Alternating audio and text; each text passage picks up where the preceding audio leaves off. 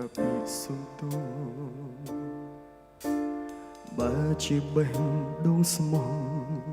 ស្នេហ៍នេះមិនបញ្ឈប់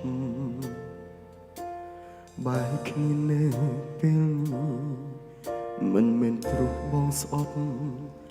គឺព្រោះស្រឡាញ់គឺព្រោះស្រឡាញ់បើយើងខ្លាចជាអ្នកដទៃអ្វី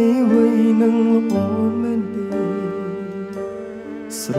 ឡាញ់អូនប៉ុណ្ណាដឹងទេប៉ុន្តែមិនអាចស្រឡាញ់មានពាក្យពេចន៍ក្នុងចិត្តជាច្រើនដែលបងគ្មានឱកាសនេះចេញចង់ស្រាវឲ្យខ្លាំងហើយបានត្រឹមថាយំកុំប្រើពាក្យអរគុណ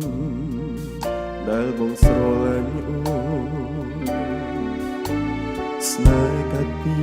បេះដូងកុំប្រើពាក្យសុំទោស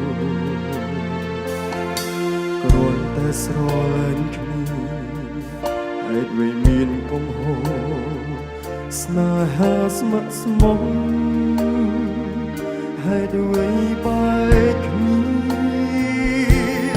បើយើងខ្លាចជាអ្នកដទៃអ្វីនឹងល្អមែនទេស្រឡាញ់អូនប៉ុណ្ណាដឹងទេប៉ុន្តែមិនអាចស្រឡាញ់មានពាក្យពេចន៍ក្នុងចិត្តជាច្រើនដែលបងមានឱកាសនេះចេញចង់ស្រាយឲ្យខ្លាំងហើយបានត្រឹមតែយំបងស្រឡាញ់អូនស្រឡាញ់តែអូនតែធ្វើមិនបាន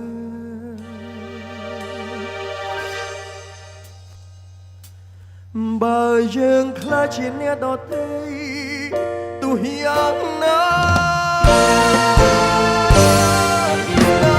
គឺជាការឈឺចាប់ក៏មិនស្ដាយដោយយើងខ្លាចជាអ្នកដទៃក៏ស្នេហានេះមិនបានចប់ឡើយបងស្រឡាញ់អូនមិនបានឡើយ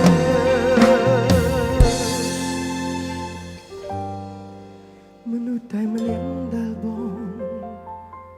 ស្រឡាញ់